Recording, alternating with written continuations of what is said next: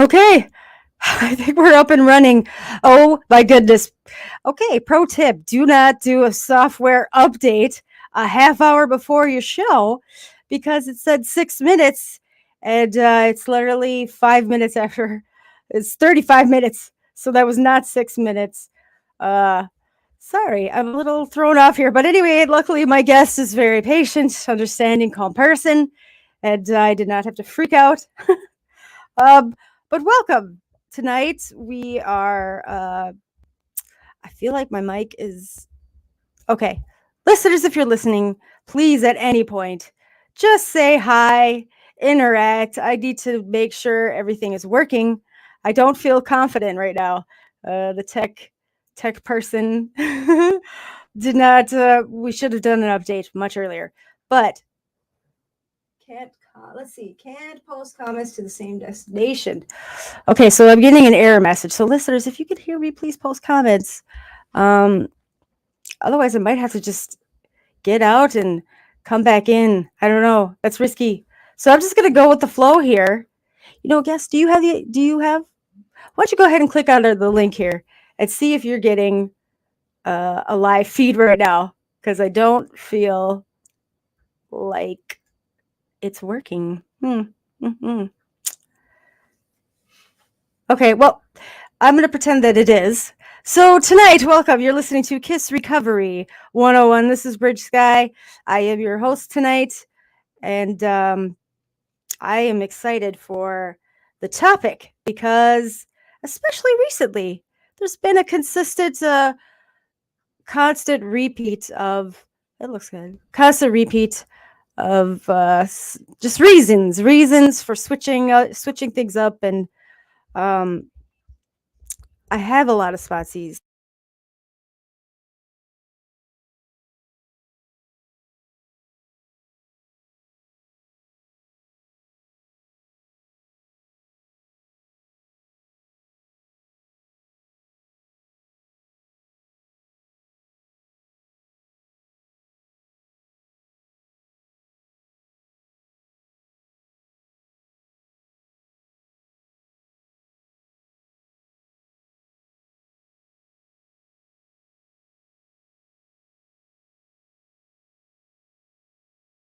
I wonder if I got some kind of virus or something going on here.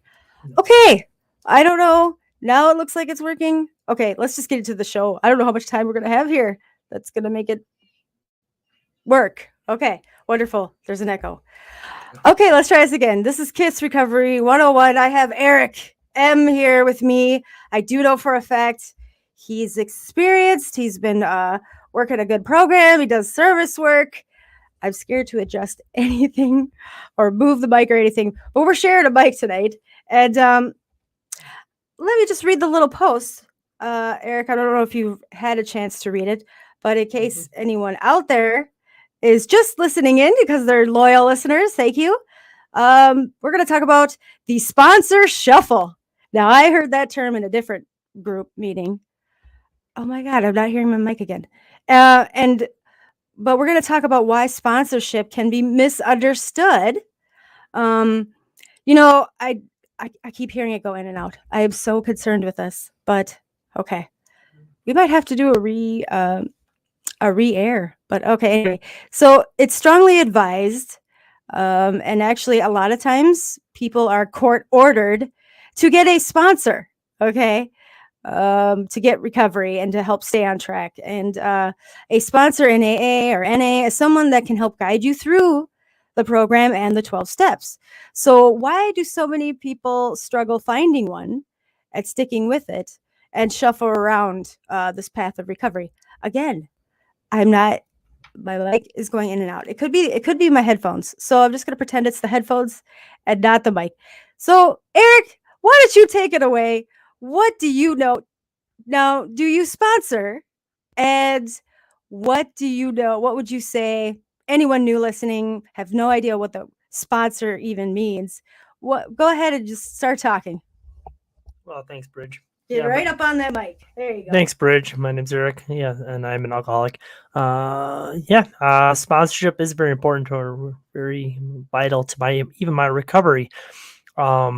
and I do sponsor other people.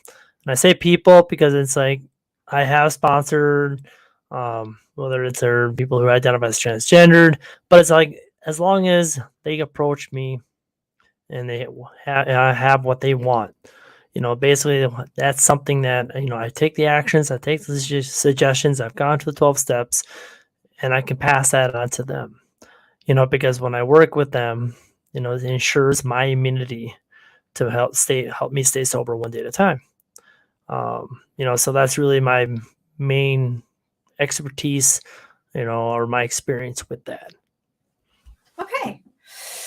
Fantastic. So right now, how many would you say that you're currently working with, going through the steps?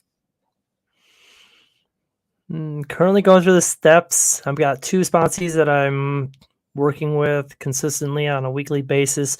One I'm working on through the steps right now with, and the other one, we've gone through the steps. Now we just meet periodically every week to kind of go over sort of like 10-step, 11-step suggestions.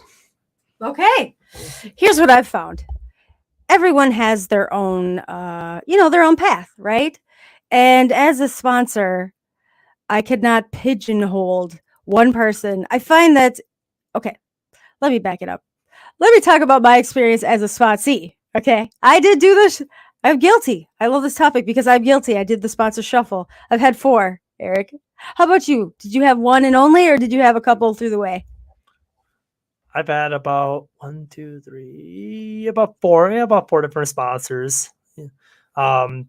Between sponsor 2 and 3, it was mostly because sponsor number 2, he had to move for work down to Florida, and right at the 4-step process of this 12 steps. And so we sat down, we talked, and so we both had the same person in mind. And then I went to sponsor number 3 to continue working the steps 4, 5, and so forth. So that's my experience. Okay.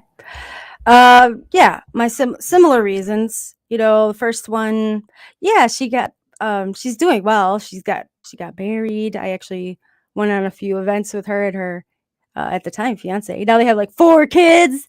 She just I could see she had her life going for her, and it was on me. Like, I just didn't want to be a burden. It was all in my own head, let me tell you. So I just let that one go. I moved on to another one. She is not in the program anymore. She's doing her thing. And then the third one is the one that I actually got rejected. Okay. And again, looking back, at first I very much didn't want to look at myself as the problem. And she specifically pointed out, I'd relapsed, reused a couple times. And because she had never experienced that in her own path, she very kindly sat me aside and said, I think it'd be best if you worked with someone else. Very kind about it. However, me, I took that as even my own people don't love me and reject me. And so my 4th and now final forever sponsor, Marcy, shout out. That's just worked. But really, looking back, all the reasons I shuffled through sponsors was 100% me, Eric. I take full accountability on that. Now, here's what I love about, I hear so many different viewpoints on sponsorship, Eric. A lot of them I just, discard, and that is their own thing. But there's a lot of effing rules. People like to tell me that that's the way you're supposed to sponsor, which is completely and utterly ridiculous. I'm like, oh, where does it say that in the book? Oh, nowhere? That means that's your rule. That's an unwritten rule. But what's really, I find mind-blowing, for me, 15 years, I would beat my head over with that big book. I could not connect with those first 164 pages. Let me tell you. And it was all me. But here's the thing. What made it really lock in for me was this great book called Back to the Basics. Okay. And all it is, Wally P is the author. All it is going through the 12 steps, how they originally did it in the 1940s. Here's the best part. In the beginning of time, there was no such thing as a sponsor. Okay. And in fact, when the sponsor term started go around the rooms, it was a bit like a can of money, and someone would actually pay for someone back in the day to go through detox or treatment or whatever. You sponsored that person. Then when they got out, they started working with you, right? But what's funny is in the original day, and you could read the stories too. In the original times, it was never one person. It was always two people. You can read in the stories, two people would show up at your door, two people would show up at the hospital, two people. It was never this a lone wolf thing. Okay. Um, and there's wonderful concepts that totally blows away a lot of people of how they used to do quote unquote sponsorship. Excuse me, I'm just getting over cold. So anyway, Eric, what do you find? Let's start on a positive note. The way that you have found the most success sponsoring, do you find that it was how you were guided through the steps? Go ahead and talk on that. I see you're looking at pages through the big book, but is there something like that you like to still to this day utilize that say your sponsor did? I mean, in my experience, so when I was flipping through the book, you bring up back to basics. There's a story in the back of the book, and you can, I don't know, in the fourth edition it's in there, but it kind of talks about, it's called He Sold Himself Short, and he basically talks about the 6 steps that they originally went through. And of course, Bill and Bob, being as smart as they were, like, no, future alcoholics, they need more step work. We need more preparation steps. Because they knew that, people like myself coming into the program, it's like, yeah, I need those extra, like the preparation of 5 of taking inventory. I need preparation in the 8th step to go out and make amends. I need a preparation of 6 to understand what 7, the prayer means, but in my experience with sponsorship, yeah, I basically share my experience and taken for the book as my sponsors took me through it. I've taken suggestions of how to write out the 4-step inventory, and I pass that on to new sponsees and take them exactly that way. I've had one sponsor where, we didn't do the second, it was my sponsor number 3. When we did the 4-step, we didn't do the sex inventory because he's like, says right there in the book, only God alone can judge your sex conduct. So we didn't do the sex inventory. I didn't do that until my current sponsor, when I first worked the steps with him. I was like, yeah, it's like, I don't, so some sponsors, no, they choose not to take you through that. But most importantly, you bring up, where in the book does it talk about sponsorship? My 9:30 p.m. Thursday night meeting, the longest time we'd say, here's what sponsorship is. And we'd say, even though it doesn't say it anywhere in the big book at all, we still encourage sponsorship. So, Okay. And there's a beautiful chapter called Working with with Others. And I heard this wonderful speaker. She talked about how, when she got through her steps, whatever, right away, the sponsor's like, okay, let's go ahead and get you working with others. And how she's like, work? I don't want to do work. I need more work. I just did a bunch of not so fun work on myself. But here's how she turned it around in her head is, what if we changed the title of that chapter to loving with others? And so in her way, it's not that you're putting your sponsees or these women or whoever you're working with, you're not working, working them through stuff. You're loving them as they go through this program. And I love that. So here's my concept. Okay. So yes, how my sponsor, my only rule as a sponsor, I have one rule. Okay. And trust me, I've heard lots of lists of rules. I want to know your rule, Eric, but my rule is don't hesitate. And I like to pause after that, and I like to see what a reaction is from anyone that I sit down with initially. And what do I mean by that, Eric? What I mean is don't hesitate for any reason, big or small. You get a thought in your head, ooh, I should call Bridge. Go ahead and call me or text me or reach out to me, okay? Like a lot of things I find was I would not reach out to my sponsor because I felt stupid. I wouldn't reach out because I didn't want to be a burden. Oh, do you like the alarm? Oh yeah.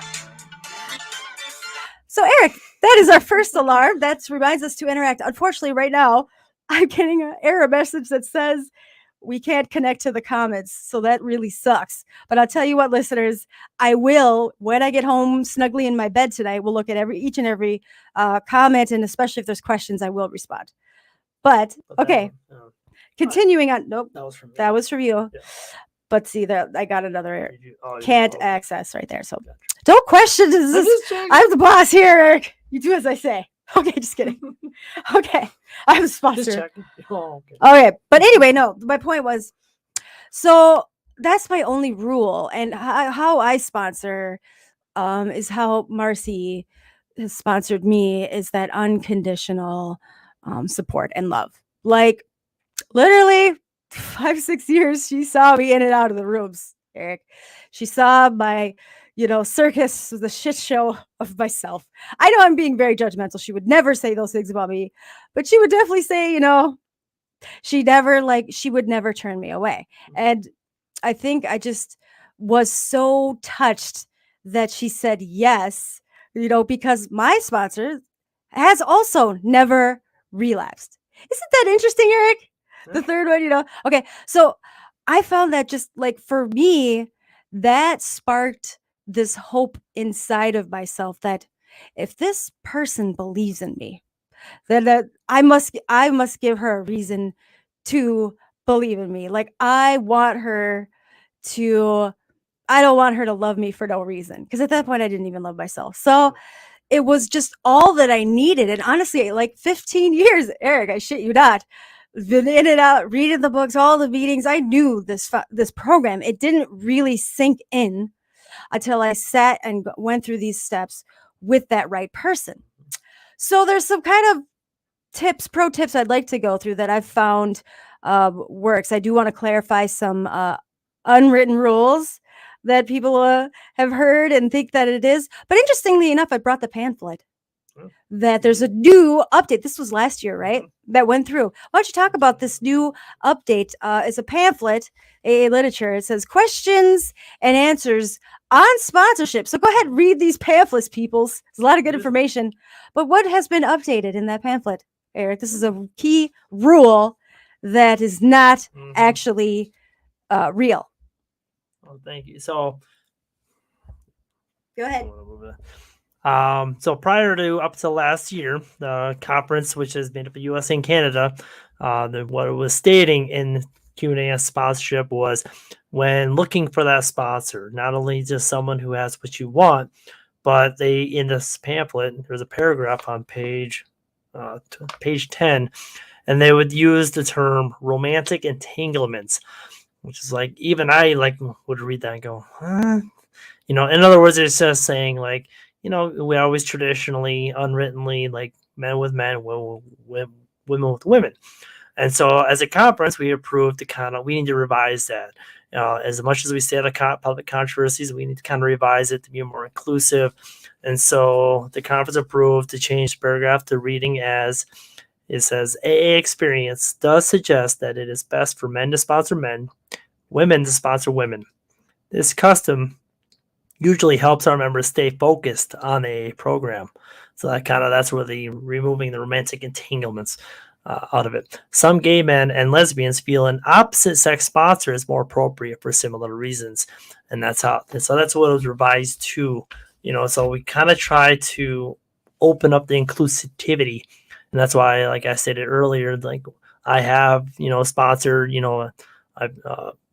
people who identify as transgendered, or I can't even think of all the pronoun usages, but because it's exactly, it's just like, hey, if you're willing, you've heard me speak or you see me at a meeting, I'm always willing to sponsor. If you come up to me and you want to do, do the work, you want to take it seriously, I'll take you to the book. It doesn't matter, what race, creed, sexual orientation, it's just a matter of sitting down and going through the book.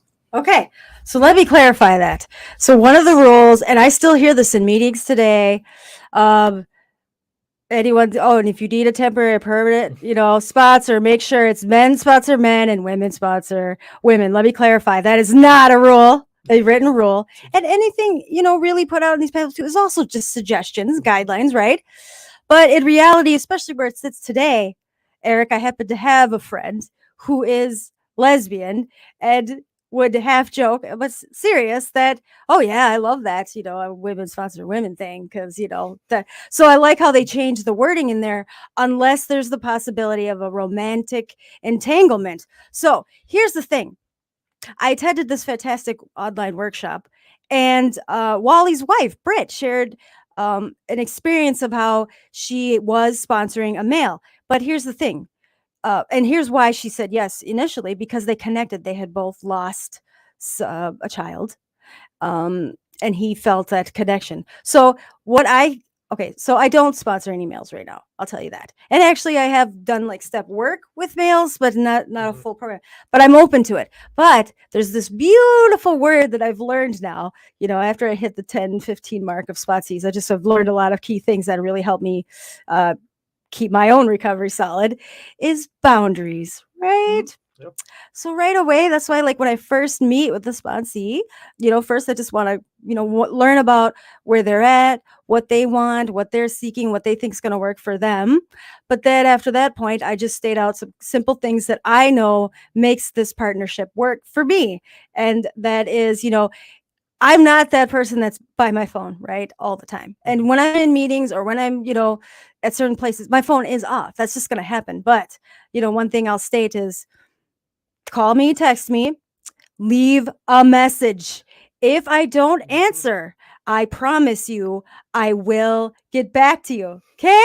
Yep. Just leaving that open, because yes, I've had many occasions where they're like, "You never got back to me like 5 minutes within this whatever, so I'm done with you." Okay.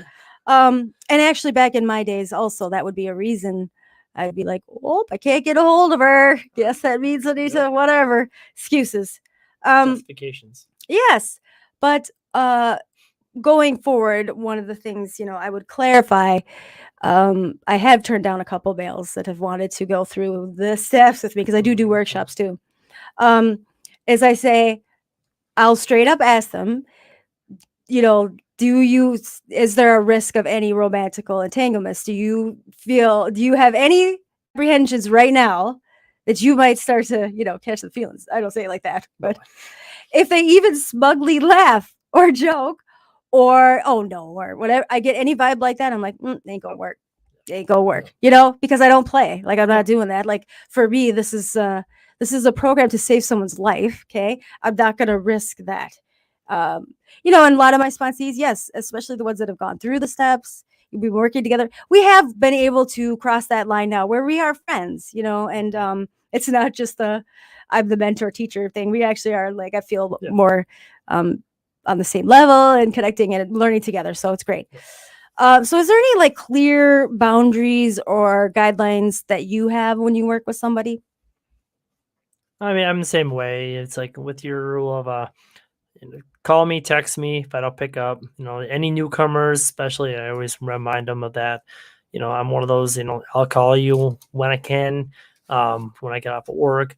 But most importantly, I always tell all sponsees, new and current ones, it's like I kind of use the rodeo analogy, is that it's your program. It's like when I'm working with you on the steps, you're the cowboy, or you're the person on the horse with the lasso. I'm the little calf running around.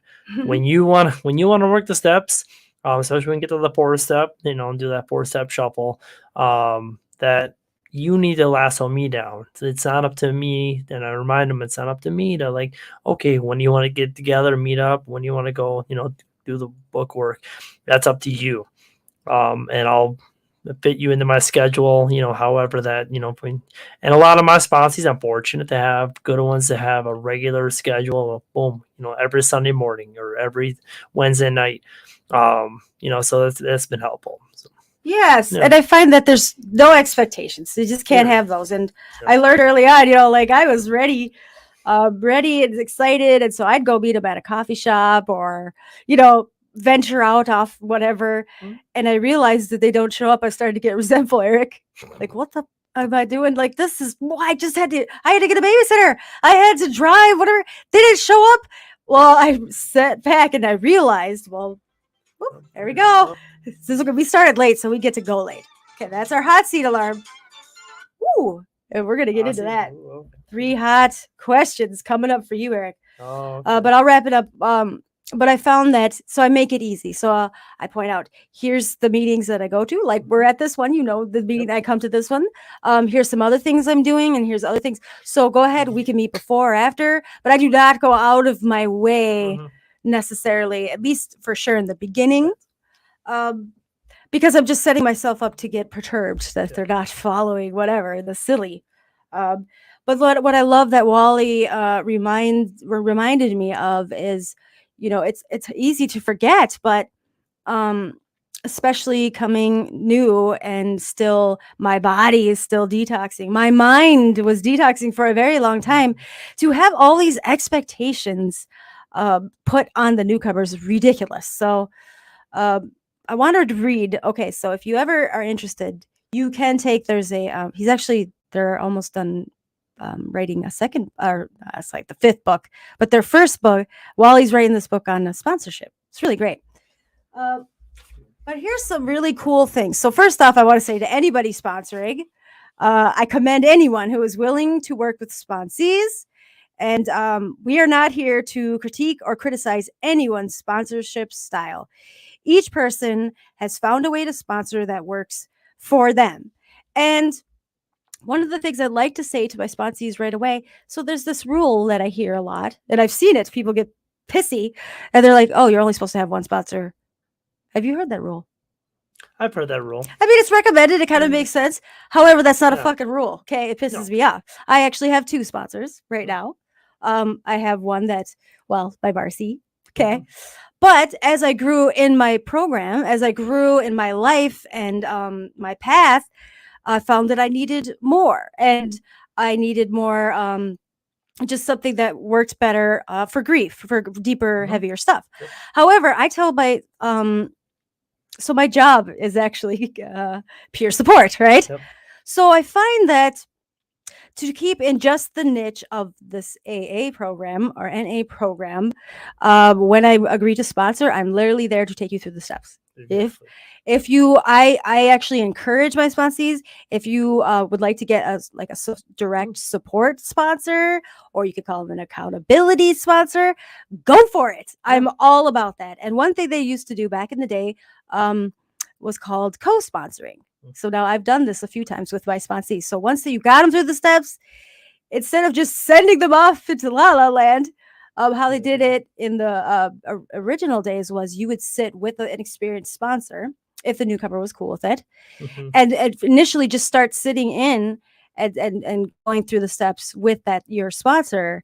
It was called co-sponsoring until they felt like their wings, they could be free and do their own thing. But here, I just want to real quick before we do the hot seat, we're gonna play that clip. I don't know. I'm just thrown off. Let's just do. But here's some back to the basics of sponsorship, and I'm just gonna read the bold sentences. I'm not gonna go into the explanation. But back to the basics of sponsorship. Key concepts from the 1940s. Eric, here we go. Number 1, you put no block between the sponsee and step 12. Which is get that sponsee through the step 12 as quickly as possible so that he or she can experience, that life-changing awakening, right? Quickly and often. So, Eric, I think the biggest fumble that people don't realize, I did not know this, is once you get through all 12 steps, you're not done. Yeah. It's a forever thing. I promise. You don't graduate. You're not done. There's no was one and done. Like for me, I find that I'm going through the steps constantly, and I love it. So never I think it. Let's see. Number 2. I don't want to elaborate, or we're never going to get through this. Number 2. How about call the sponsee? Demonstrate that you are interested in the sponsee's well-being, checking in with them on a regular basis. The sponsee needs your encouragement and support. Okay, so I hear this all the time in the rooms. It could be perceived good or bad. I think there's both. But you know what it takes to pick up the 1,000-pound food, right? Yep. How about let's flip that around? Actually, sponsor myself. You know what it takes to pick up that heavy ass phone. So go ahead, at least in the beginning, check in with them first. don't wait for them and make them come to you because let's face it, they're sick. Yeah. I was so sick. Okay, number 3, read the appropriate parts of the big book to the sponsee. So the sponsee might not even be able, okay, this is true to me, might not be able to comprehend that big book right in the beginning, right? Yep. But there are key passages, keep it simple. There's key things, at least for that initial time going through the steps. It doesn't have to be, watch what you say when you say thorough. Because for me, a very particular person, I was way overdoing it, way over analyzing. I could not even get through. Not that nice. I kept going back and forth. It was insane. But, don't expect the sponsee to, and a lot of this language is very old. It's outdated. So that's why I really like to constantly check in with a person I'm working with. What is your take on that? Before I start spewing my experience of what I thought about it, I like to say, so what do you think about that? What does that seem to mean to you, So you And can- please don't hesitate to say, I don't fucking know. Okay, stop me anytime, Eric. I'm just going to quick blow through these now. blow through. Okay, number 4, the healing is in the sharing, not in the writing, interestingly enough. Sit down with the sponsee and guide him or her through the 4th step inventory. Here's the best part. Write the inventory for that sponsee while they're doing the talking. This helps relieve the anxiety and apprehension that the sponsee may have. Okay, here's what's interesting. I brought this up to well-known sponsors in the program, and right away, he's like, no, I'm not doing that. They're going to sit down and they're going to, well, there you go. There's your fucking tone right there. I could tell that you got that godlike, complex sponsorship style. And that's what scares people away. So yes, just to at least get them going. If I can see that it's very painful and they're struggling, I will sit down and just start writing out what they're saying, like help them, because just putting that pen to paper for them to actually see it themselves really helps a lot. Okay, number 5, assist the sponsee with his or her amends, work together. Be that first person the sponsee sees after an amends is made. I offer that constantly. I will always offer, especially if they're bigger ones, what time is it at? Okay, I'll have my phone. That's the times when I will have my phone on me ready to go. Number 6, share guidance with the sponsee. Show the sponsee that you believe and are practicing, two-way prayer on a daily basis, whatever your self-reflection is. My philosophy is do as I say, not as I do. I mean, that's the opposite. Do as I say, not as I hate that. I see the sponsors that here's how it works for me. Here's the things you need to do, but they're crabby assholes, Eric. I don't know if I kind of question that. So for me, I do a daily reflection. I do a weekly check-in. Like I definitely share what I do that I know works for me. And what's the number one thing they tell you too when you're getting ready to ask someone to sponsor you? Do you, off the top of your head? Find someone that you see something that you like. You like what they're doing. You like how they are. That you have what they want. Yes, you have what they. So if there's something that they're saying, and guess what? It is. I'm not trying to be anti-sponsor shuffle. Okay, you want? Well, I'll get into this after the hot seat. We got to get to that. But I have one big, huge pet peeve. The whole reason this whole topic came up today, Eric. We're gonna get to that after the hot seat. But there's one key thing. Like I understand. Like definitely, if you're not feeling it with your sponsor, it's not going to work. Okay. Just be upfront about that. Like if you don't feel a connection or you don't feel that trust thing going on and you can't do the how, you can't be open, willing, and honest with that person, it's not going to work. Move on or get another one or, But have someone in mind. Right. Don't just move on. Don't just keep shuffling around. I would encourage you to sit down and really reflect on why it's not working. Okay. And then I'm going to tell you my pet peeve that will follow up that. But lastly, number 7, back to the basics of sponsorship from the 1940s. Co-sponsor the next sponsee. Have the sponsee accompany you as you work with the next person. This way, the sponsee will gain confidence in his or her ability to guide others through the recovery process. And what I found is I loved seeing how other people do it. We actually used to have a monthly sponsorship meeting because I like to hear what is working for other people and what isn't, and like working together to, come up with, oh, have you tried this? Or maybe it's this thing, just being a team.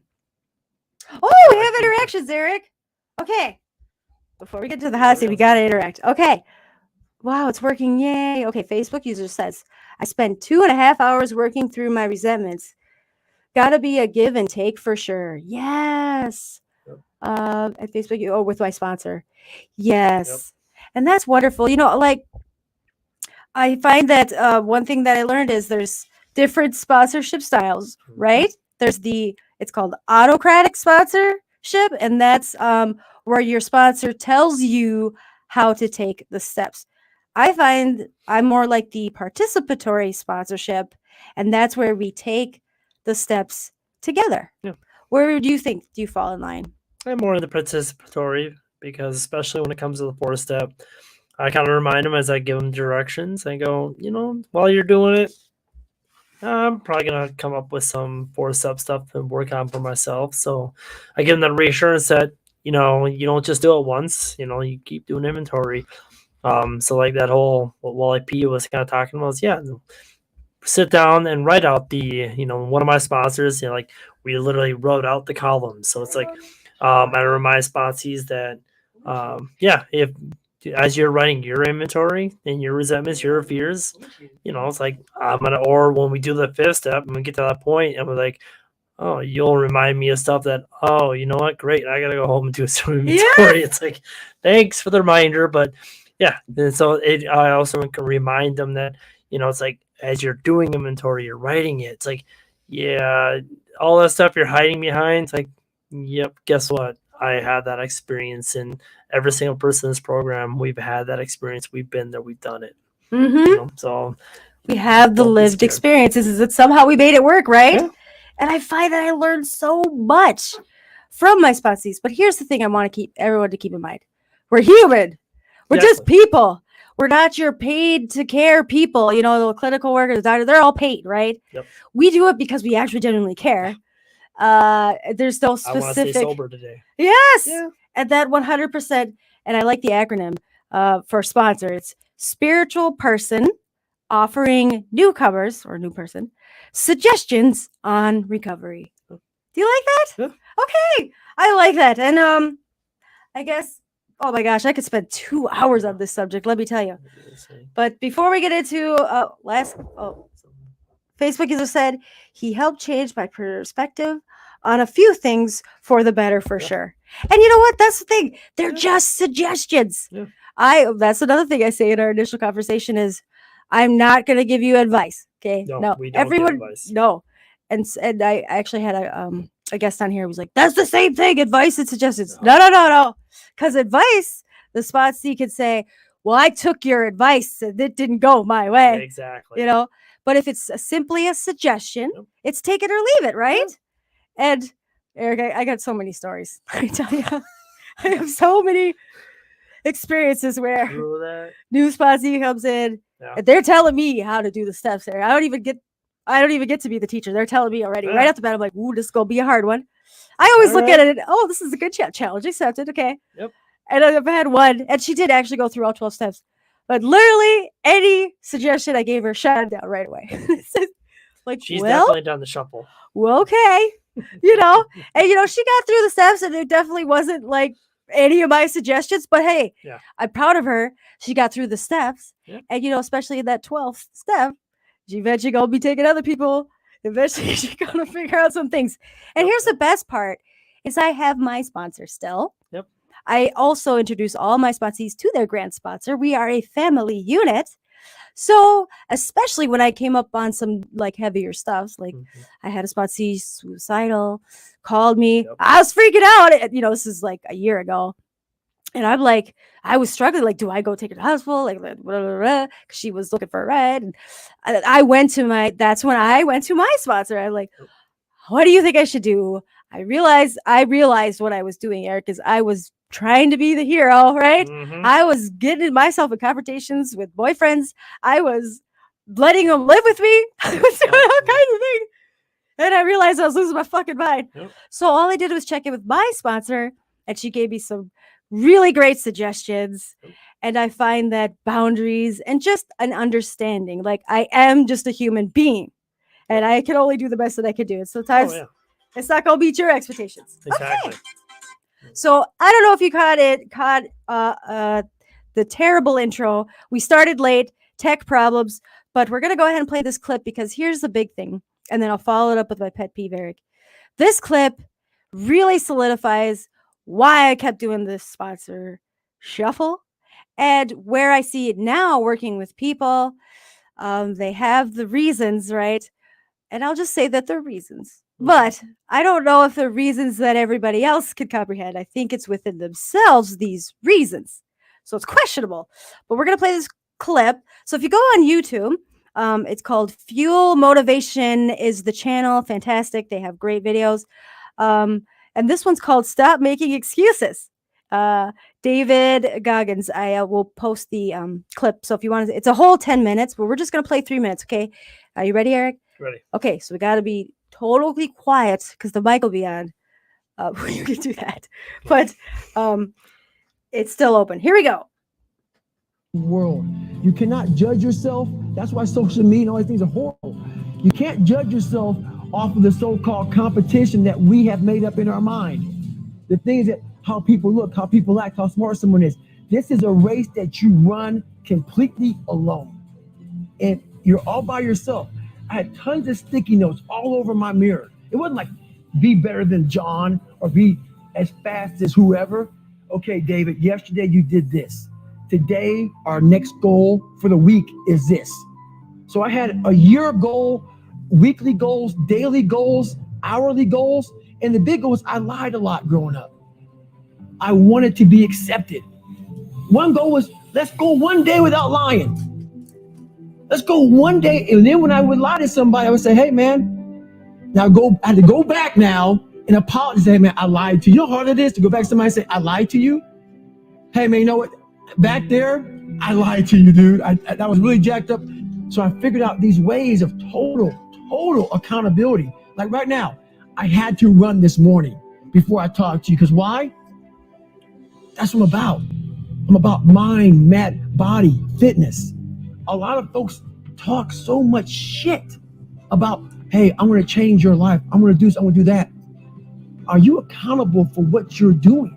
Are you accountable? And I mean to the T for what you're saying. I am. And that's where it started. It started with that total accountability of let's not lie today. Let's tell people the truth about who you are. And when you can get on and tell someone, like I'm doing right now, exactly how fucked up you are, that's the goal in life.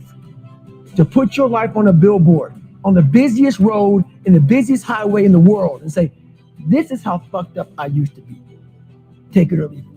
When you really sit back at your life and you are in that dark room and you're looking at where you started from and you tell yourself, God, dog, man, my mom is this way. My stupid stepdad got me. My dad beat the shit out of me.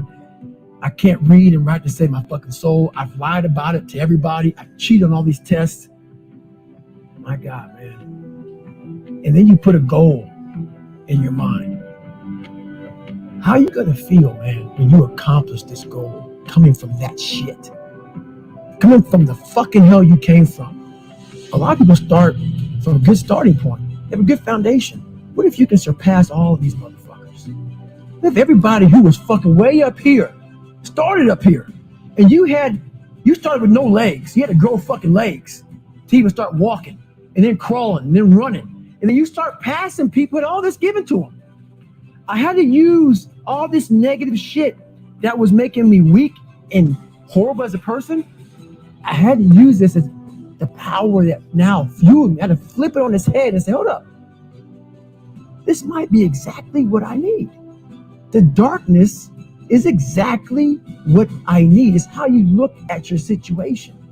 And I was looking at it all fucked up. In that list of who you are, what makes you fucked up, all these other things, it goes back to, once again, accepting. You have to first accept it before you can fix it. A lot of people walk around, oh man, I'm good. I'm good. No, you're not. You have to accept what you're not. Okay. First of all, it's hilarious that he cusses so much. He's an inspirational speaker, but he cusses a lot. Okay. Mhm. What are your thoughts on that clip there, Eric? Minus all the cussing. Any thoughts come to mind? Not really. Okay. No I'll thoughts on definitely that. tell you why I liked it. I liked it because he's right. You got to be honest. And What? at the end of the day, okay, he was saying like just be honest all over the place. Well, that's not something you can do. I'll speak for myself. When you got people watching you, keeping files on you, there's charges and all those things. But that's what's great about a sponsor. Yeah. Be honest. You at least have that opportunity because you can't keep it inside. That was my problem. Was I wasn't able to fully be honest outside of myself. Beyond like I have a higher power, right? But I needed to say it to another human being before I really realized how dishonest I was being with myself, Eric. And I like that he says, you're not, you like for me, I put all these expectations on myself, right? And until I say them out loud to another person, I think my deepest, they call it character defense, defects. I say character defense is my biggest defense that I'm still working on that I just struggled with the last couple of weeks, Eric, is failure is still something I beat myself up over. Yeah. And once I finally got outside of myself and used what my home group is for and openly talked about how I feel like I'm not good enough, I've taken on this new adventure in my career and I feel like I'm failing every freaking day. Like I am not meeting my standards. It was so great. Just saying that out loud. And really, they didn't give me I didn't need all these whimsical like advice or suggestions, but just the fact that they listened and were, still loved and supported me. Like I just got that darkness out. It felt great. Well, So, and that's what the fourth and fifth step. When we sit down and do the fourth and fifth step with your sponsor, that's where you're truly learning to be honest, and you learn how to look at stuff like fear of failure, fear of success, and we're able to sit down and share that with another human being or human beings, whether it's a home group or family or whomever. Because we talk about the first step is about honesty. Well, I had to get honest and accept, like you was saying in the clips, like, yeah, I'd be honest and to accept something to be able to change. Yes, I had to be honest and accept that I'm an alcoholic and my life was unmanageable, but I don't really learn how to be truly honest until I can write all this stuff out that it's been holding me back and share that with another human being and with God. It's like, so that I can be honest in the first step, but I don't learn how to truly be honest until the fourth and fifth and be able to share that with people. I had a sponsor who he kind of would remind me of the first 3 steps of the 12 steps is kind of like if they're watching me from a satellite, you might not know I'm working the steps until I get to the fourth step. So because they are the first 3 steps are all basically kind of in your head. It's like you just realizing I'm powerless. My life is unmanageable. I need God to do something and I'll turn it over. So it's all in my head until I actually put the pen to paper. Then people can really see that I'm doing something, taking the actions, and working on that. okay. So Yes, absolutely. It's more like the action steps. And let me clarify. God is whatever is to you. Like it could be nature, it could be yeah, it could be the love. doorknob. Not a doorknob. It can't be something you could kill. What? You can kill a doorknob? Yes, you could destroy it. Okay. But no, like I made God for me was an acronym. Good orderly direction. I've heard group of drugs. Yeah, I hate that one too. It's You don't like that one? it's funny now, but not to a newcomer. So that's why I like this show or this podcast is as a new person. All them inside slogans and sayings and whatever half jokes weren't funny to me, Eric. I didn't understand them. And so to me, well, let's just say the doorknob thing.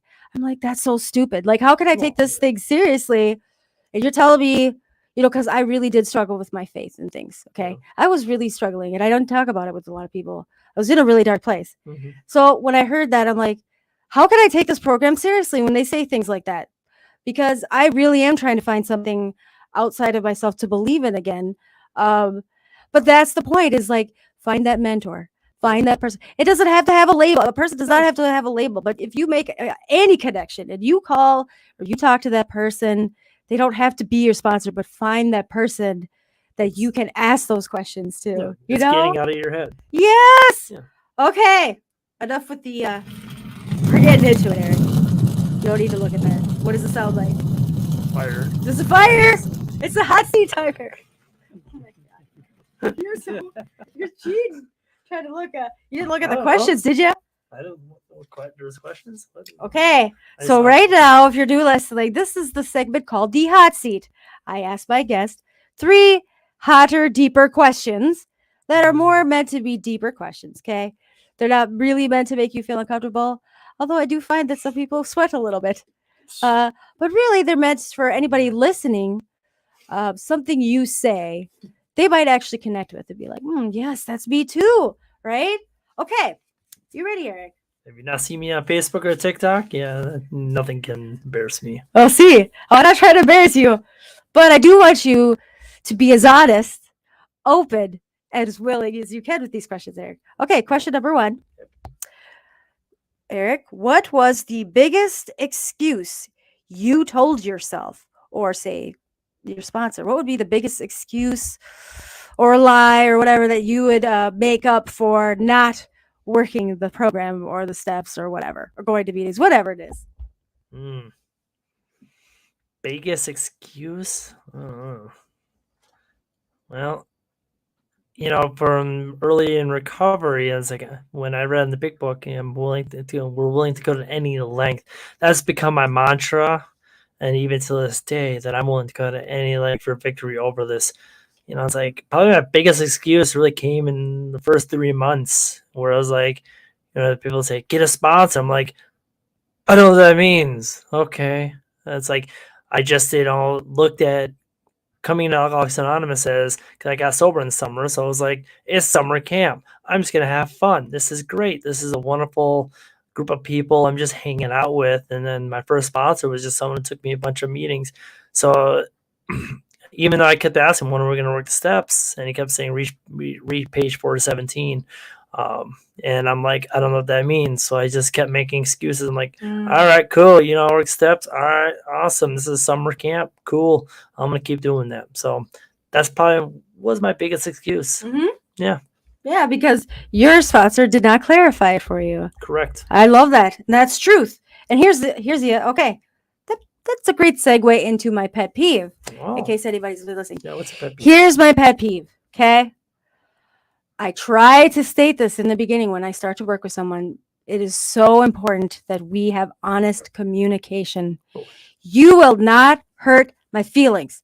I don't care if you think you're going to hurt my feelings. You're not going to hurt my feelings. Mm-hmm. If I say, or I'm doing something that isn't working for you, at least let me know, okay? Before you up and go ahead and announce you're going to work with somebody else. Like I said, again, I encourage that. Yep. But 9 times out of 10, somebody ghosts me or disappears, and all of a sudden they're with a new sponsor, which is fine, but it would have been nice to have a honest conversation, because a lot of times, usually, if you sit down, for me, what works is if I sit down and talk things out. I will do this all day, every day. Or if you ever hang out with me, I'm blunt, but in a nice way. Yeah. But if something's bothering me, or something felt off, or it's taking up space in my head, I want to have a conversation. Maybe it's awkward, maybe it's uncomfortable, but it's way better than letting it build up and having resentments, not only within yourself, but around with other people, right? Yeah.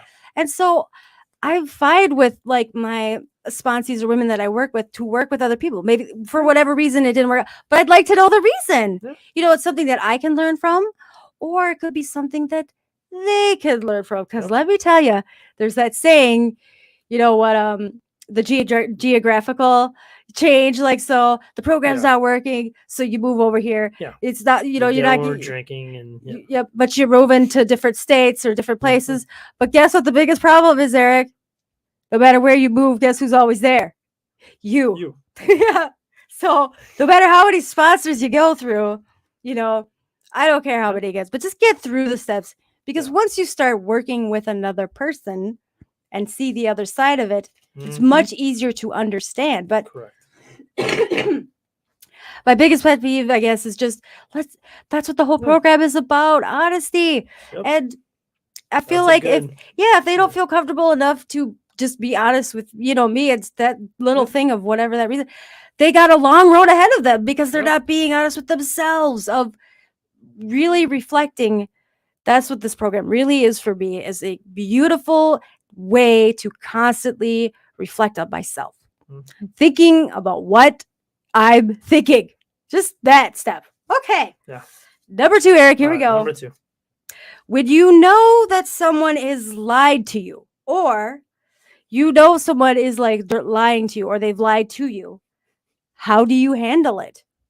That could be anybody. It's very general. Anyone. Well, being the topic is sponsorship, Mhm. and the whole, your pet peeve, honest communication, which I'm the same way.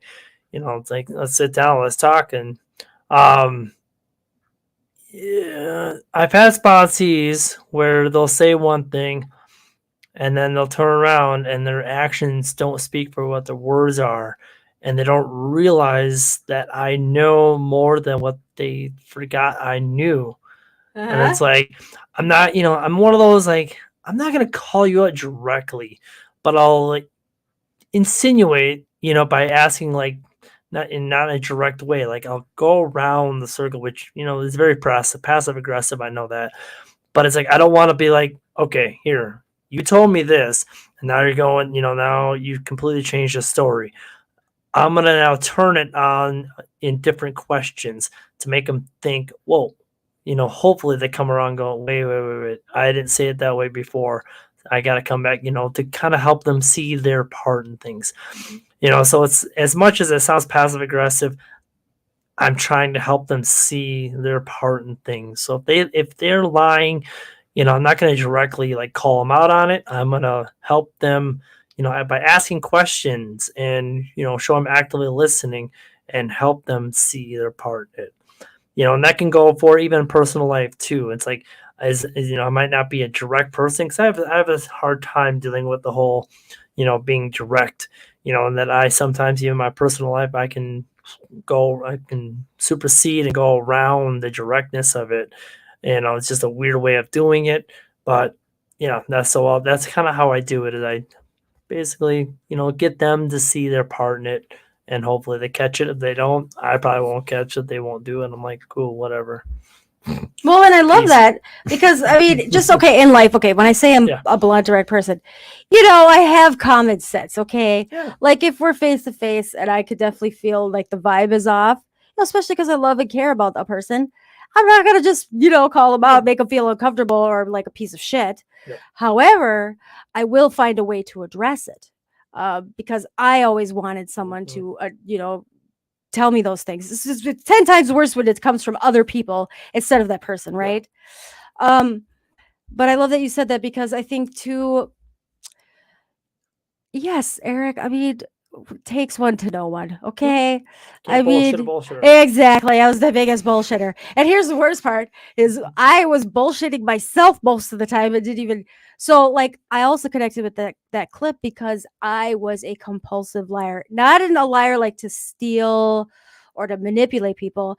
I was a compulsive liar to protect myself, to protect secrets. Like the way Defense. I grew up, it was a wall. It wasn't like so I, especially I think after the first year, really had to just stop and think about what I'm thinking because instinctively, especially if it's a new person, there has to be a personal question. I want to lie. Yeah. Not that I want to lie, like make up some fantasy story, but I don't want to answer their question. So I want to lie and say, no, I don't know where that is, or no, I've never heard of that.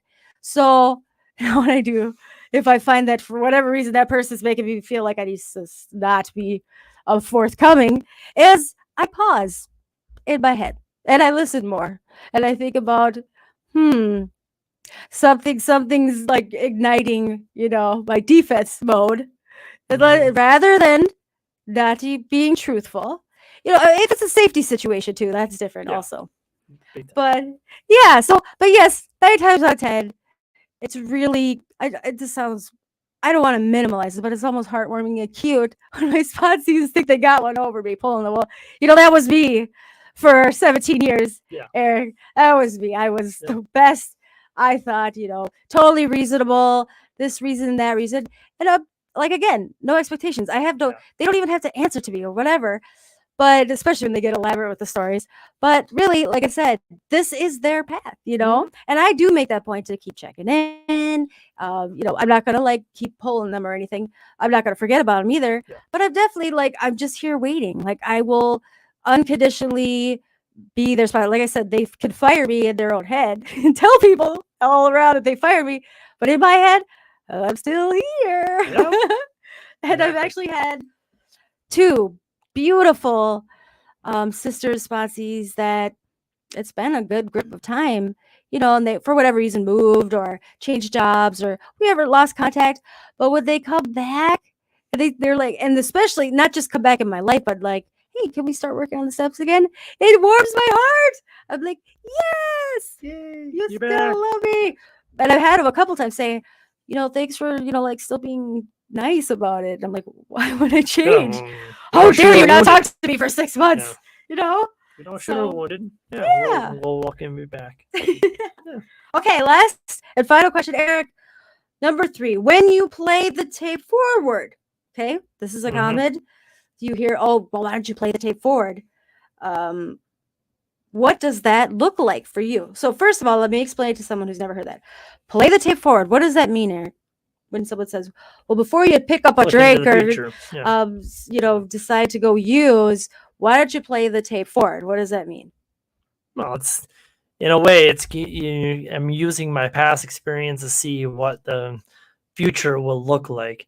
Like if, for example, in my experience, if I go, okay, 13 years of recovery, yeah, cool. And then I'm like, if I decide to go out drink tomorrow in the future or like in a month, basically I know that it's going to be disastrous. Like I'm drinking like I'm 25 when 'cause I got sober at 26.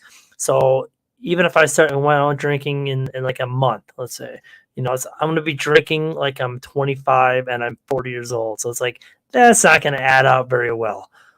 So it's like using my past experience to look at the future of myself. That makes Yeah. sense. Okay. And so to get deeper with it, because obviously we can't, time warp it to the future. So let's say, so you have had a reuse, correct? Relapsed? I have not. You've never relapsed or reused? Well, in the 12 steps, I have. In my 13 years, I have not. Um, Fortunately, that's one day at a time, taking the suggested actions. But in the prior to walking Alcoholics Anonymous, in the multiple times trying to get sober on my own, it's like whether it was 1 month or nine, which I told myself 9 months, and it was only 4 months, and then picking up a drink. But I didn't have a high resolve. I didn't have a sponsor. I didn't have a structure like 12 steps or a fellowship of people that share experience. It was just me on my own. And it's like, no, that ain't going to work. So those are considered relapses because, when you go sober for X amount of time, yeah, you pick up as a relapse. So, but I didn't have a program. So it's like, it's where I think it's catch-22. It's like, I didn't work. I wasn't working a program. I just was dry. I was sober, not in recovery, but it's still a relapse in those times. Yeah. So okay, and that's beautiful because I want to say this to anyone out there listening. Those words that you hear, relapse, reuse, falling off the wagon, slip, you can listen to and hear all kinds of different things out there, what other people's perceptions or viewpoints are on that. At the end of the day, what is feels true to you in your heart, that's what matters. And I want to tell you, like, you don't have to sit there and justify and explain yourself to anybody else. The only person that needs to connect with and be truthful and resonate with is within you. Yep. Right? And so again, I struggled so long, Eric, because I didn't even know who the fuck I was, right?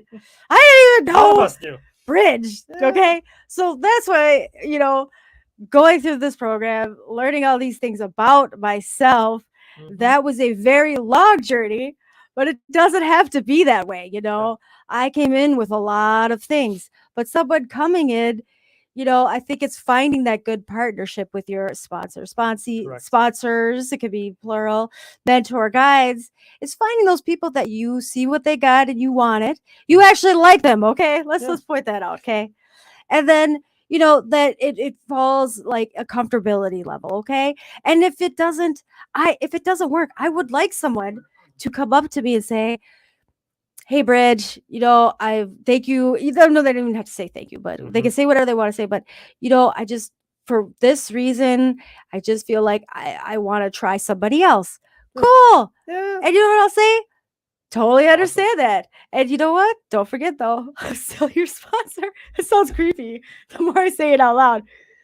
Well, that's okay. You go do that thing. But if you ever want to talk, or you ever want to get a perception, or get I'm still here.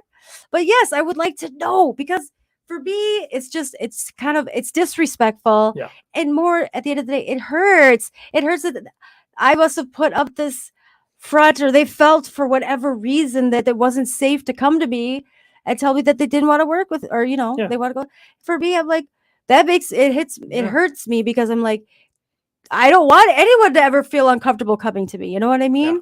And I'll tell you, sponsor number 3, I'll tell you that, okay, first of all, I wasn't sober. Okay. I was not drinking for a week, and then the weekends were whatever. Okay. I was not clear-minded. Yeah. Okay. And I, instead of like flat out, like, I kind of felt the end of the road working with her. I felt that was coming. But I remember specifically, I had a hard time working with her because I was a big time people pleaser. I didn't want to hurt her feelings.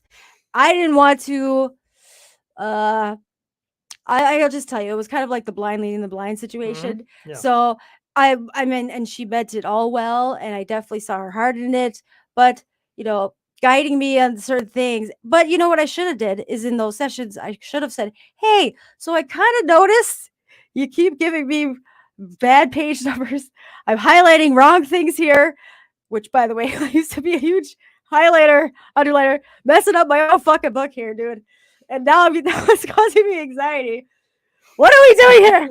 Like, if I would have just said to her, because of I was so OCD then. Yeah. ADHD. If I could have just said, hey, if you could just prepare a little bit more before we meet, or give me the heads up on what I need to prep on before we meet, because when we have that 1 hour or even 30 minutes of time together, I want it just the way I work, Efficient. Eric. I want it to be constructive. Yeah. I want it to be efficient. And I wasn't even open with, I didn't even know I had ADHD at the time. Okay. Yeah. I mean, that's a big part of why I was drinking, but there's a lot of things going on. But of course, I didn't share that with her. So how the hell could she know? Yep. So looking back, easier said than done. But again, it is so important. If you don't, maybe it takes a while, or right away. Don't just work with someone because you feel like you started this contract with them. That's silly. If you aren't feeling it, you can always shuffle to another sponsor. It's like, right. Yeah. But give it an honest go by being honest with yourself, but be with that person, because I love when someone tells me, well, I don't get this, or I give them the option. Do you want reading homework, or don't you? Yeah. Like, I give them the options. But if they say, you know what, I'm really not liking this homework thing, cool, we'll just read it. I've actually switched books. So I like The Women's Way, do the 12 steps. Yep. I also do, like, I'm open to other books. Of course, it all comes back to the textbook, the 106 book. But I like the opportunity to take those things and incorporate them into, like, what's worked for me. Yeah. Right? But Your again, experience. Communication is key in all aspects, relationships, in life. Okay. Yep. Wonderful. Moving along. Listeners, questions and insights. Oh, hey, Facebook user said that speaker guy, he's a beast. He is. Yeah. I remember they showed me one of his videos in treatment. It was hilarious. That was like, what, almost 3 years ago. And he was cussing all over the place. And I remember some people got offended in my treatment group. And I'm like, aren't we all fucking adults here? I was like, seriously?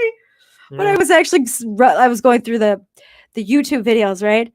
And there's this guy that on his channel spent like 3 minutes preparing the viewers for this person's language. I'm like, that's why you just have like this channel here that we have here today, Eric. It does not say, it says it's for adults. It's not kid friendly. Okay. Yeah. So if you have a kid friendly thing, why don't you go ahead and censor that? Like, Yeah. you just wasted 3 minutes of my time Yeah. and I skipped through that guy's thing. But interestingly enough, I tried to find I don't do much time researching. I really honestly procrastinate until the night before. Yeah, that's fine. I'll be honest. But here's what pissed me off, Eric. I'm looking at these videos on I like to look at both sides, right? Both sides of any topic I do. So why sponsorship works, why sponsorship doesn't work. You know what's hilarious? What? Here's something I found video after video. The people that said, here's why it doesn't work, all eventually, and I listened to all their videos, all eventually, whether it was one girl said it right at the beginning or in the middle or at the end, said they never fucking worked with the sponsor or never went all through the steps with the sponsor. Joe? And they're the ones telling me it don't work. Well, Doesn't work. you didn't fucking work it. Sorry. See, that guy got me cussing. You know, it releases like avail nothing. exactly. There's no the easier, softer way. Yep. That's what happens when Yeah. you sponsor shuffling. Sometimes is you're trying to find that easier person, Exactly. that softer person, and I get that. Yep. But you know, that's why I like having, you know, a step sponsor, Yep. accountability partner, a sponsor, or you got like a support sponsor, Yep. and like. I really like guiding people to other people for that support accountability person because like right now my bread and butter is these steps. Like I have so many Mhm. different I mean like I don't know, they're just my jam. Yep. So that's the only time I really want to even like sponsor these days is just let's do the steps because I do the peer support for my job, Eric. So if Yeah. they want all the support and accountability, like go ahead, just give me a call 9 to give me- 5 and we can do all the other things. Yeah. Okay. Well, I've got two sponsors. I got my recovery sponsor, but I also have what's known as a service sponsor, Oh yes. which is also mentioned in the pamphlet on questions and answers on sponsorship. But during the heart of the pandemic, I was like, I'm really involved in service and the upside down triangle of Alcoholics Anonymous, and I was like, I need more focus on my service. And I researched in our service manual and the Q&A and sponsorship, and I was like, I need a service sponsor, and this is basically what the service sponsor is: someone who has experience in the ways of service and the AA work. Whether they've been a delegate for a particular area, or they just know like how the whole AA work kind of works, AA as a whole. And so I was like, yeah, part of the pandemic, I'm like, I need that little extra balance. And so I reached out to one of our past delegates, and so my service sponsor is female, because again, it's not, that's not what it's about. It's about someone who has something you want, and experience in service.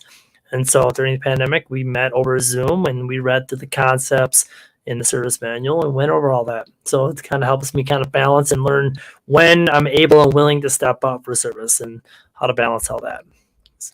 You know, it's so funny, Eric. Yeah. Before I met you in person at Go for State, Yeah.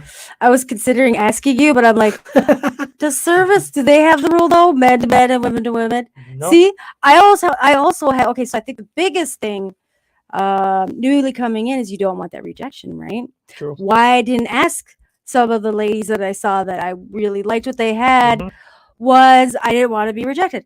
And Eric, of course it hurts. I asked one woman, she had similar like kids, single mom, all the things. Even my friend was like, yes, you Yeah. should ask her. I asked her, she's like, nope, I don't have time. I'm not taking it. She's Ah! honest. And here's the That's funny good. part. I didn't Yeah. understand about not taking things Oh. personally. Yep. But of course I took that shit personally. I'm like, Of she course don't we want to do. be my friend. Like, But- this is perfect. I don't I never say no. Okay. I never say no because unless I have a good reason, which I don't right now, right? Yeah.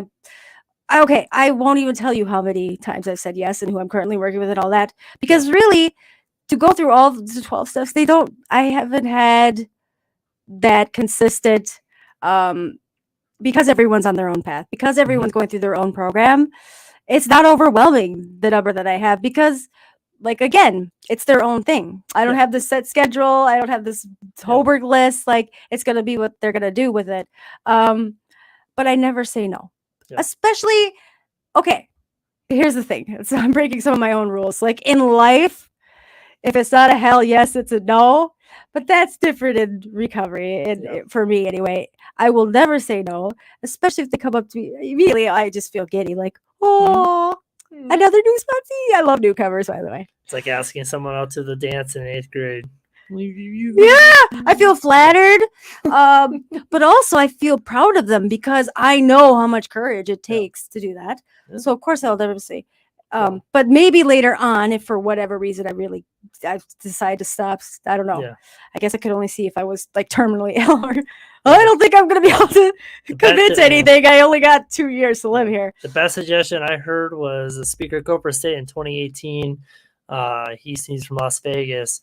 And one thing he reminded me, and I take this suggestion very, because I don't raise my hand at meetings when we ask for who's willing to sponsor. Interesting. Because I've had sponsors who walk up to me when I haven't said a single word in that meeting and raise my hand. They walk up to me, will you be my sponsor? I'm like, yep.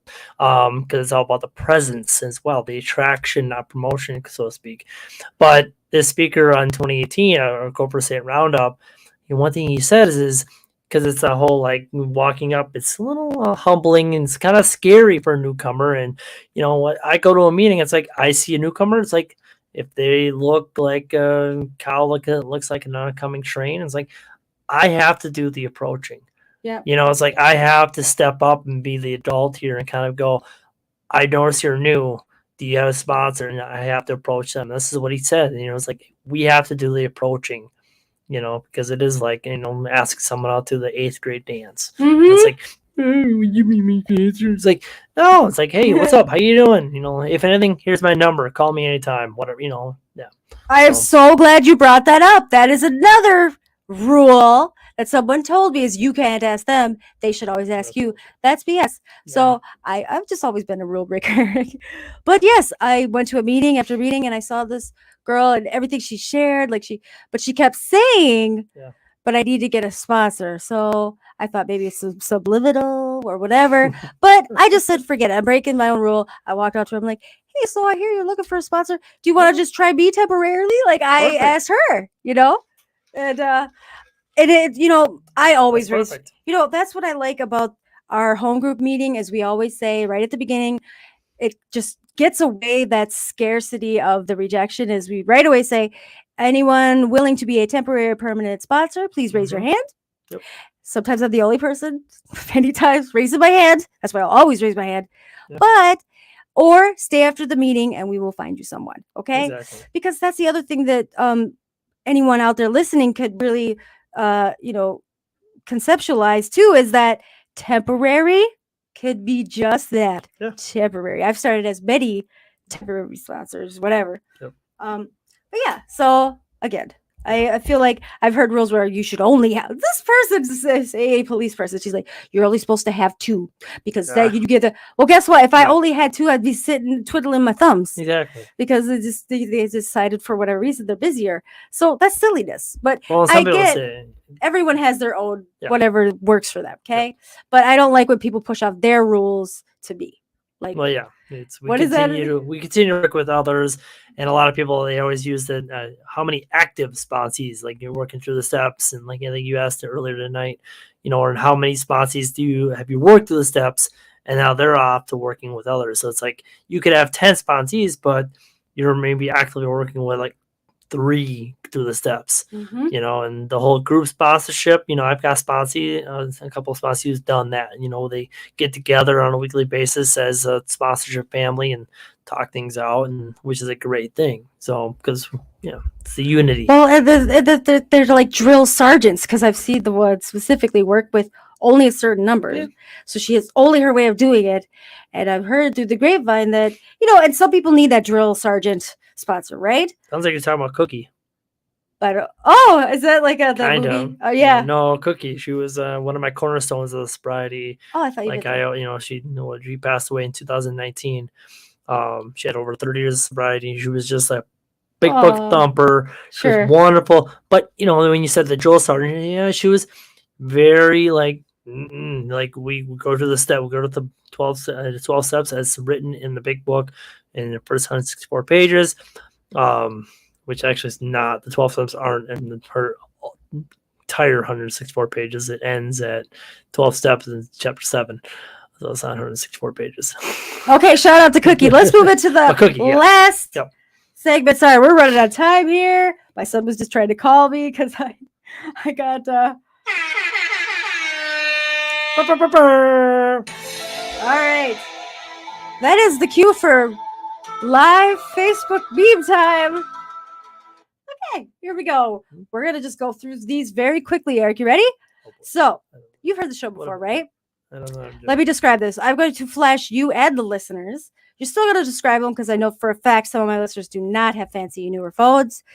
And like Facebook, when you see a meme, you're going to just say laugh out loud, thumbs up, hearts, like how you would react on Facebook. React live here with our listeners. And you're free to comment too. There's a whole mixed bag of things. Funny, inspirational. I thought we were trying to guess where the meme came from. Okay, they're from all over, but their ones are probably joy, whatever day of the week, for whatever reason. Here we go. Meme number 1. Go ahead and describe the picture before you read it. Okay, you can't read ahead. So what is that? It's like a gerbil thingy? What is that? A beaver? Good. What is it? The creature from February 2nd. It's like a creature. Yeah, it's a groundhog with a little headset on. Looking at it on a computer. Yeah. Okay, what does the top part say? Me rereading my meme every time I get a notification. And at the bottom it says, "Ah, yes, quality content." That's about right. A lot of people send their memes. Yeah. What is your reaction on that one, Eric? It's pretty good. Yeah, I'd say yeah. This is great, Eric, because this is you don't throw it back. I'm okay. I am a little getting hot over this one. It's hilarious, Eric. This is me. Especially memes that are just beautiful. They're hitting the spot, right? Yep. I put those out there. I like to see if anybody's enjoyed them as much as me. Yes, quality content. Especially when somebody gives me the laugh out loud or the thumbs up or comments. I'm like, yeah. I see you. Okay, meme number 2. Just words. I'm going to read it. Read it, please. If I was a Jedi, there's a 100% chance I would use the Force inappropriately. Yeah. Please tell me you watch Star Wars. No, I have not. You've not? Oh my god. Well, no, sad. You know what the Force is, right? I know what the Force is. Okay. I know it from Mallrats. So if you were a Jedi, 100% and you chance had I those would abilities, would you use them appropriately every day, all the time? Yeah, of course. I mean, yeah, if I had that ability, yes, I probably would. You would not ever use it to maybe trip somebody a little bit? Or okay, you got to see the Star Wars. So you could move things with your mind. Yeah. You could make them say things. You would never, ever do something a little funny or well-deserving? Let's be honest here, Eric. Well, what comes to mind is Mallrats. When he's trying to use the Force, he's trying to use the Force to move a cigarette in his hand, trying to use the Force to get a videotape, VHS tape, put it in the VCR to play some inappropriate stuff. Yeah. So, yeah, I could, Okay. I definitely would. You've never seen any Star Wars movies? I did finally in 2014. I did watch, according to it's 4, 5, 6. Who was the actors? No. Is it an old version? I don't know. I'm sad for you. Oh, maybe I own the gold edition of the first 4, 5, and 6, according to Star Wars fans. But sad. This is not funny for you, Eric. Moving on. I'm very sad. Sad face. Okay, this is just words. This is more of an powerful one. Can you read it? The word addict comes from the Latin word meaning slave. The word addict holds power. The word addict will not disappear, but the stigma can. Let's educate. Yes, but the stigma of that word can change because big time. When you hear we just don't have time, but that's why recovery language, it's so important to understand why we're changing that. It's not like we're trying to modernize. Well, we are, but we're not trying to, we're trying to do and educate people without even having to doing anything. We're trying to end that stigma and especially myself, calling myself an addict or an alcoholic, it did not feel comfortable to me, Mhm. you know, especially when I was really doing well and getting on my shit. So yes, and isn't that interesting that the Latin word was slave? Slave. Like we were a slave We to were our slave to it. yeah. So why do I want to call That myself was a our slave? solution. No, thank you. No. So that's why I always say Yeah. bridge recovery. Okay, next one. Oh my god, it's hilarious. You want me to describe Mike it? Tyson. So have you seen Hocus Pocus? Mike Tyson in there. So it's, They're all Mike Tyson. so it's a Hocus Pocus ladies, witches, except with Mike Tyson's face on all of them. And it's just, And it's so, what does it say at the bottom? Hocus Pocus. That's how Mike Tyson would say it. What is it? What does Stop it say at the sending me top? this shit. It's from Mike Tyson, and it says, "Stop sending me this shit." Hocus Pocus. Hey guys, stop sending me this shit. I feel so bad for him, but yet I love that he put this out there. Like, Huh? see, look at what his people do. They just, He you just- know, it sounds like he has a good sense of humor. He does. Moving forward, okay, that's Hulk Hogan, and he's looking behind a window, like curtain, looking to see who's outside. What does it say? Eric? When you're home alone and someone uses your driveway to turn around. Yeah, that's a house you do not want to be using the driveway for. Oh, he's got the chair. He's got the belt. At first, I thought that was his bare belly, but no, that's his wrestling. That's belt. his championship belt. I was Now, like, Eric, did you ever do That's this? beer. No, it's just a pot belly. You are not laughing. Do you ever do this? Like if somebody pulls in your driveway? Oh yeah, all the time. It's like, Or like pulls up in front of your Yeah. house. Like, you kind of like yep. peep out the window, like, who is of that? course. Like, who's this person? Yes. Like today, I was like, some truck pulls up in front. I'm like, what do you want? Yeah. And then it was just an Amazon delivery person. I'm like, oh, okay. Oh yeah. Yes. Or one time I had an old timer pull up at the end of my driveway. I'm out there working in my garage, and I look. I'm like, he gets out of his car, starts walking towards me. I'm like, all right, dude, this guy wants to go cuffs or something. And turns out, no, he was the previous owner of this house, like original owner of the house. So like, or so to speak. After I talked to my other neighbors about him, like, oh yeah, he comes around all the time. It's like he claims to be the first owner of this house. It's like, oh, okay. Cute. That's cute. But no, you get very defensive. Well, and I gotta stop doing this because yes, now there's a thing called Amazon groceries too. I get my groceries, and I have roommates now, Eric. So random people are coming up to my house all the time, even though I don't know who they. I gotta calm down. Yeah. Plus, my kids just get me up anyway. Like I try to be slick, looking out the window. Also, my 4-year-old, I'm like, oh god damn it. I guess I have to answer it. Okay, next one, just words. The man who can keep a secret may be wise, but he is not half as wise as the man with no secrets to keep. Ooh. E.W. Howe. What do you think of that one? Man who can keep a secret may be wise. He's not as half wise as the man who keeps with no secrets. Right? Yeah. Okay, Yeah. so that is powerful because that for me is my freedom that I live in today. Yeah. Knowing that goes into that Mark Twain quote, you know, if you are honest, you don't have to remember anything, right? Because the best criminals will get caught up because you over time will not remember those lies. And so I walk free in my freedom now, at least to the most part, is because I don't lie anymore. I don't have to catch myself. If someone's wearing an ugly dress, I'm not going to flat out say, no, I don't like your dress. But I'm not going to say, oh, I like your dress. It's so pretty. Because then if it accidentally comes out later, I just look like the biggest jackass anyway. So even the smallest things, as much as possible, I'm human.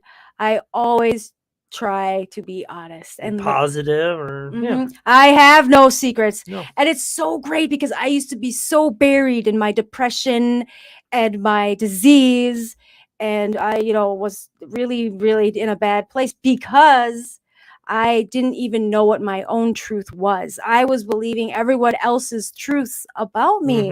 It was very sad.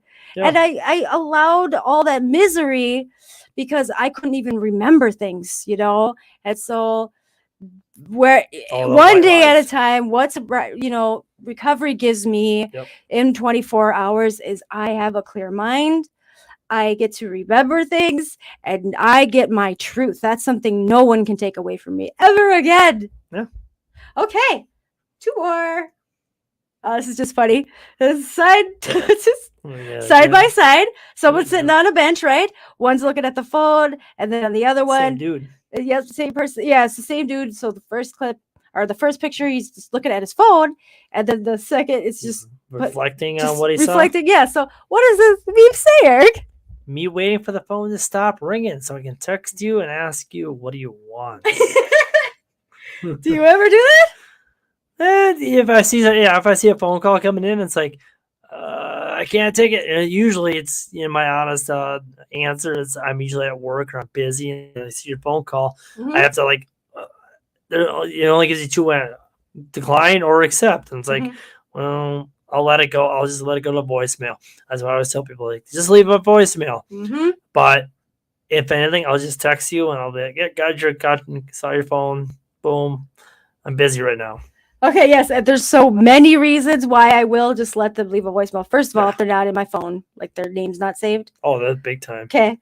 Second of all, it could be a bill collector or whatever. Yeah. Third of all, though, especially if I know it's someone who's probably gonna want more than a few minutes of my time. Oh, big time. I mean, if they're not texting me, I know it's probably urgent too.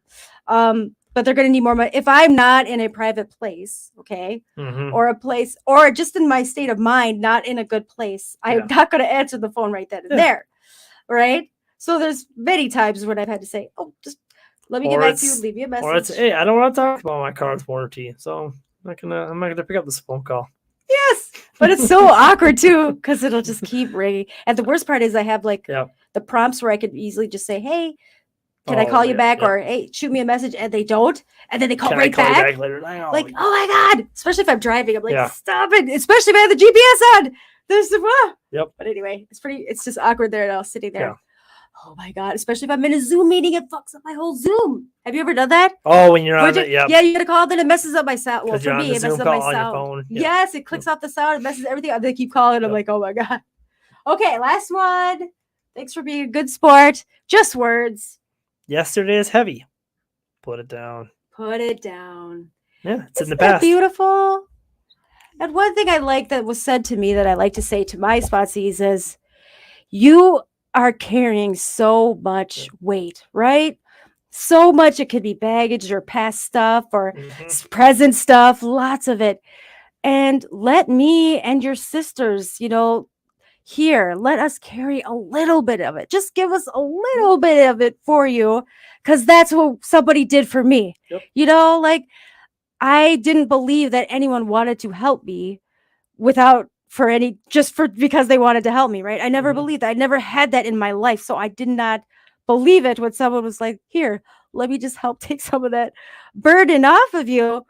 But that was the only way I could finally free myself from my, misery at the dark place. And so today where it sits, especially when I could see there's that wall of pain, I could see when a sponsee or a woman I'm working with is just giving me a quick answer or just distracting, like they're putting up that wall, right? I call it the wall of pain. Yeah.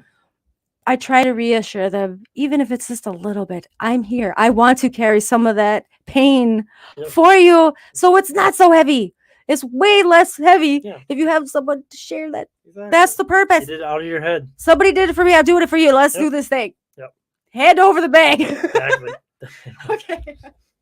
Some of those bags had rocks. And I'll tell you, Eric, I literally had one sponsee, and she was all for it. Yeah. But I read drop the rock, right? Yep. Okay. So my head always goes in 10 different places. So I was like, this is kind of a good concept, right? An actual tangible prop. So I asked my sponsee, all right, okay, so your list of, she had like a very large list of resentments, inventory thing. Yep. I was like, what if we label each of these rocks with all your people? Yeah, because she was doing the procrastinating. And I'll tell you that's what set me back out a lot, is not getting through that fourth step, right? It's just carrying. So literally had all the rocks in a bag, right? It's like 30 fucking rocks here, Eric. But here's the cool part. Drop the rock, right?